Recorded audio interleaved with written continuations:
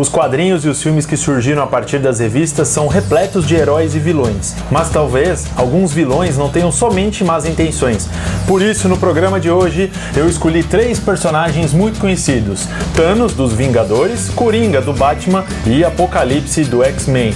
E o meu irmão Vinícius vai falar comigo aqui sobre esses 3 vilões, porque a gente estava pesquisando aí, né, Vini, sobre esses 3 vilões, e nesses filmes que a gente vai colocar aqui no programa de hoje, eles não têm, assim, somente más intenções, né? De fato. O vídeo de hoje tá imperdível.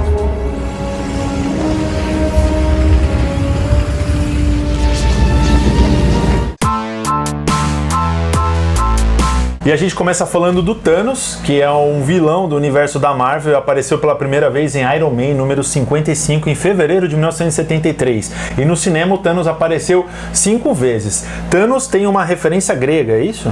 Sim, exatamente. De acordo com o que a gente leu, o criador se inspirou na palavra Thanatos, que é uma palavra em grego antigo, que significa morte e também representa a personificação da morte nessa cultura. Além disso, nós podemos dizer também que Thanatos é uma palavra, um conceito usado na psicanálise por Freud para se referir à pulsão de morte.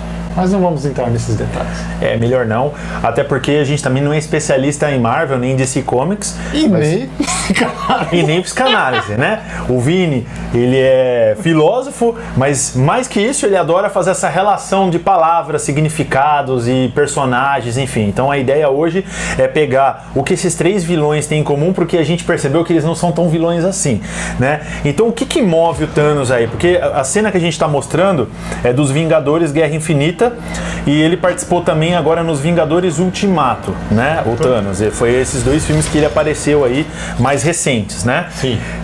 O que motivou o Thanos aí nesses 2 filmes? Bom, basicamente, nos filmes, a motivação dele é tentar encontrar o equilíbrio universal. E como que seria esse equilíbrio universal?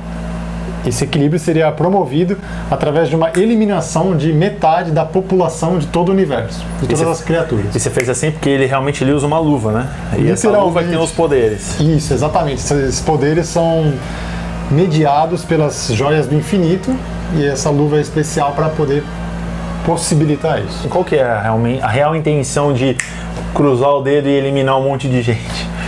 Então, se a gente parar para analisar, se eu não me engano, precisa lembrar isso, ele usa essa palavra de causar um equilíbrio no universo, certo? Equilíbrio vem de Libra, a palavra Libra, que é balança. Libra, o signo de Libra? Tem a ver, então tem a ver com balança, e balança remete ao quê? A justiça. A justiça cega segurando uma balança. É verdade. Muito cega, inclusive. Exato. Cega não, tapado.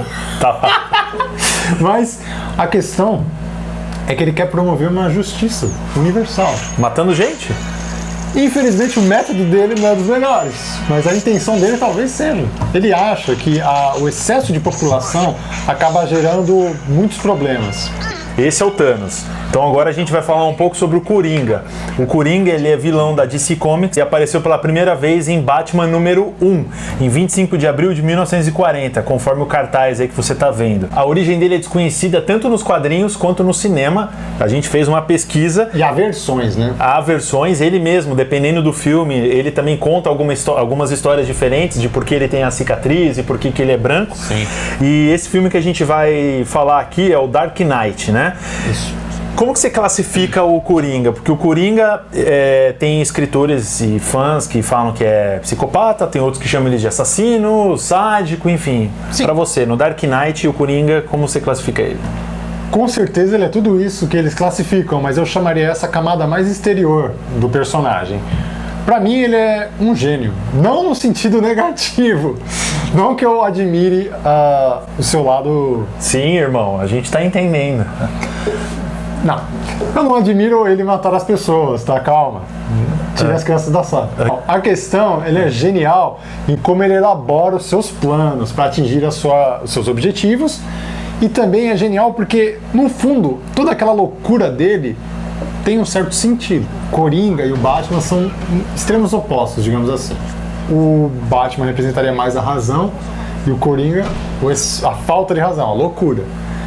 Na Grécia Antiga, nós podemos comparar com Dionísio, que é o deus da loucura, do vinho, enquanto Batman seria o deus Apolo, mais da razão. E a gente pincelou uma cena muito legal do filme Dark Knight. Por sinal, o Coringa é muito bem interpretado. E a cena-chave desse filme é bem a hora que ele coloca duas bombas, né, em duas balsas. Ele colocou um dilema ali, né? De um lado tem pessoas só presidiários numa balsa com alguns guardas, e na outra, pessoas comuns. Nas duas, ele colocou bomba e um dispositivo que destrói a outra balsa.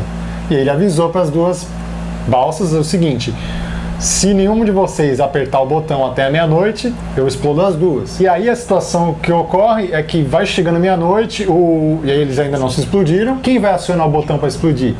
E ninguém tá com coragem de fazer aquilo.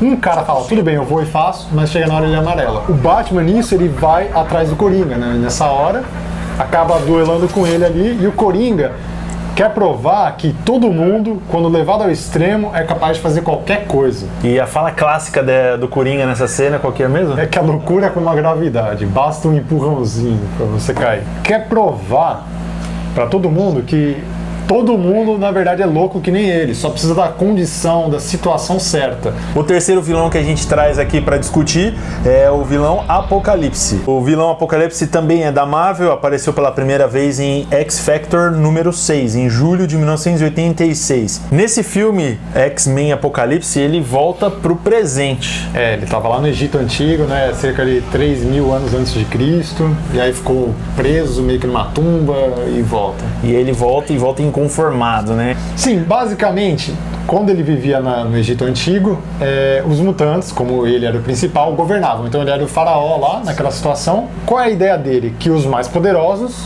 devem governar. E quando ele volta, ele vê que quem tomou o poder não foram os mutantes que eram os mais poderosos, foram as pessoas comuns. E ele também observa que essas pessoas comuns tiveram que conseguir poder de alguma forma. E no filme mostra isso com armas bélicas, né? Armas de destruição em massa, bomba nuclear e etc. Se a gente for parar para analisar essa ideia dos mais fortes, a gente pode voltar para o Nietzsche. Por exemplo, Nietzsche fala do super-homem, mas não do super-homem da DC, tá? É o além do homem, Übermensch, que seria mais ou menos aquele que vai além do bem e do mal, que é um novo homem, um homem para esse novo mundo, que não está preso nessa moralidade, digamos, medíocre. Legal, Vini, será que eles são tão vilões mesmo assim? Fica a pergunta, o que você acha? Comenta se o Thanos, o Coringa e o Apocalipse, eles são realmente vilões na sua opinião, ou as intenções deles são boas, na verdade, da maneira torta deles, mas será que as intenções eram boas? Enfim, a gente quer também saber a sua opinião, porque aqui o papo foi muito bom, a gente ficou a tarde inteira conversando sobre isso antes de gravar, mas agora o que importa é a sua opinião aí. Comenta aqui no vídeo, comenta no Instagram, enfim, participa aí do canal. Muito obrigado, Vini. Valeu. Valeu, pessoal. Até o próximo programa. Até, gente.